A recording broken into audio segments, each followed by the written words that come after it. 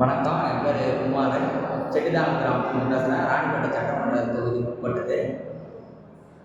SIR form பற்றி fill up பண்ணணும்னு சொல்லிட்டு பிஎல்ஓ அதிகாரி வீட்டுக்கு வந்திருந்தாங்க.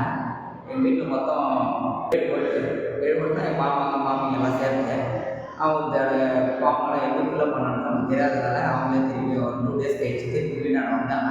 ஃபார்ம் ஃபில்அப் பண்ணிடலான்னு கேட்கும்போது நாங்கள் பண்ணலைன்னு சொன்னோம். அவங்களே கூட வந்து என்னென்ன வேணும்னு சொல்லி ஃபில்அப் பண்ணிவிட்டு ஃபார்ம் எங்ககிட்ட சைன் வாங்கிட்டாங்க. சைன் வாங்கிட்டு அவங்க எடுத்து போயிட்டாங்க. பக்கத்து வீட்டுக்கார பையன் ஒருத்தர் பார்த்திங்கன்னா வெளியில் இருக்கான். அவனுக்கு ஃபார்ம் ஃபில்அப் பண்ணான்னு சொல்லி தகவல் கொடுத்துருந்தோம். அப்புறம் அவன் இன்றைக்கி தான் வந்தான், காலையில் வந்தான் வேலையில் இருந்து. சரி, இங்கே ஸ்கூலான முகாம் நடத்திட்டு இருக்காங்க கவர்மெண்ட்டில். அந்த முகாமில் கொண்டு அந்த பையனை வச்சு ஃபார்ம் ஃபில்அப் பண்ணி மேம் கிட்ட கொடுத்துட்டேன். நல்லா தான் பண்ணுறாங்க, ஒன்றும் குறையில. நம்ம ஃபீல்டெல்லாம் நல்லா இருக்கேன். இந்த எஸ்ஐஆர் நம்மளுக்கு தேவையான ஒன்று தான். ஏன்னா நிறைய இடத்துல இறந்தவங்கலாம் இருக்காங்க. அந்த லிஸ்ட்டெல்லாம் அப்படியே இருந்ததுனால அதெல்லாம் நீக்கி எங்கள் தாத்தா கூட இறந்துருந்தாரு. அவருக்கு ஒரு ஃபார்ம் ஃபில்அப் பண்ணி கொடுத்துருந்தோம்.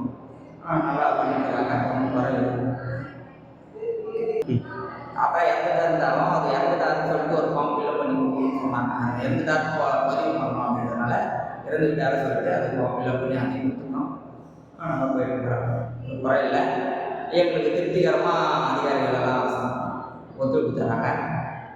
ஆவரேஜாக 78% மேலே எல்லாத்தையும் கொடுத்துட்டாங்கன்னு நினைக்கிறேன். இப்போ 1, 2 தான் இப்போ ஒரு 5 ஃபீல்டு போயிட்டு இருக்கு.